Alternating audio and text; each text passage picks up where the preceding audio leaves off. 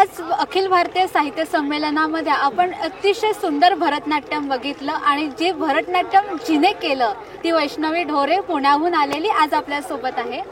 मला तुला प्रश्न विचारायचा आहे की तू जो परफॉर्मन्स केलायस आज, तर तो कोणतं गाणं होतं, कोणता अभंग होता किंवा हे सिलेक्शन्स तू कशी केलीस? तर बहिणाबाई चौधरी एक असामान्य प्रतिभा हे या प्रोडक्शनचं नाव होतं. आणि यामध्ये ॲक्च्युली हा 1 तासाचा म्हणजे 45 मिनिटं ते 1 तासाचं प्रोडक्शन आहे बहिणाबाई चौधरींच्या आयुष्यावरचं, ज्याच्यामध्ये मी बहिणाबाईंची 4 गाणी सादर करते. धरत्रीच्या कुशीमध्ये बिय बियाणं निजली, भरे पसरली माटी जशी शाल पांघरली. त्यानंतर माझी दुसरी प्रस्तुती होती खोप्यामध्ये खोपा, सुगरणीचा चांगला आणि मन वढाय वढाय उभ्या पिकातलं ढोरं. तर वेळेच्या अभावी मी 4 गाणी नाही करू शकले, पण मग मी ही 3 गाणी सादर केली. पण तुला हीच का निवडावीशी वाटली असं काही? मी अभ्यास जेव्हा करत होते कुठली गाणी मी निवडू शकते, कारण भरतनाट्यम हे माध्यम होतं माझं ही सगळी गाणी दाखवताना. तर मी अभ्यासला की ह्याच्यातनं मी ऑफकोर्स प्रत्येक गाण्याची प्रतिभा वेगळी आहे आणि तेवढीच खूप जास्ती इंटेन्स आहेत प्रत्येक गाण्याचा भाव आशय वगैरे.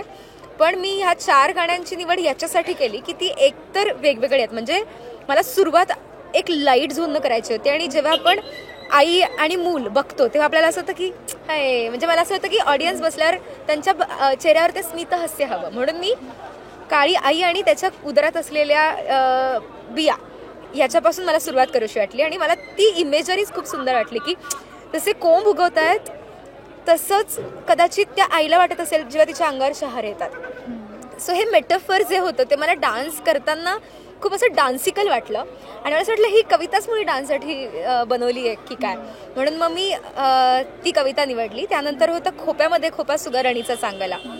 त्यामध्ये पण अगेन तू म्हणशील तशी मी मगाशी तुला म्हणलं तसं की ती एक 1 लाईनर असते ना, ती मिळते की तिची इवलीशीचं चोच, तेच दात तेच ओठ, तुले दिले रे देवानं 2 हात 10 बोट. आणि मला असं वाटलं की बहिणाबाईंना कदाचित हेच सांगायचं. म्हणजे आपण इतकं क्लेम करतो मी हे केलंय ते केलंय, पण लुक एट दॅट ब्युटिफुल. छोट्या त्या पक्षाकडे बघा, तो एवढं सुंदर त्याची ती आर्टिस्ट असून सुद्धा ते काहीच म्हणत नाही, म्हणून मला ते गाणं निवडावंसं वाटलं. आणि मन वढाय वढाय मी वर्णम फॉर्मॅटमध्ये मांडला, जो कर्नाटकी 40 मिनिटांची एक रचना असते ती. त्यामध्ये वेगवेगळ्या पद्धतीनं मन ढोरासारखं आहे, मन वाऱ्यासारखं आहे, मन पाखरासारखं आहे, मन चंचल आहे. मनाच्याच इतक्या वेगवेगळ्या पैलूंमध्ये ती कविता बांधली गेली आहे. त्यामुळे मला ते वर्णम फॉर्मॅटमध्ये म्हणजे ते बसू शकतं असं वाटलं, म्हणून मी ते वर्णम फॉर्मॅटमध्ये निवडलं. आणि आखरी पण मी ते करू नाही शकले, पण लास्ट मी भैरवीनं सांगता करते, नको रडू माझ्या जीवा, ज्याच्यात बहिणाबाई सांगतात की मग काय झालं, आता नाही आहे माझा पती माझ्यासोबत, पण आता माझा जीव आहे माझ्यासोबत आणि माझ्या बांगड्या तुटल्या तर काय, माझ्या मनगटीत करतू दे अजून सुद्धा.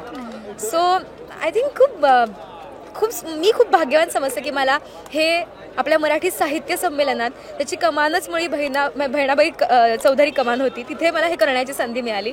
आणि हे खूप आयत्यावेळी ठरलं की अच्छा हा 15 मिनिटाचा स्लॉट रिकामा आहे तर रश्मी कर.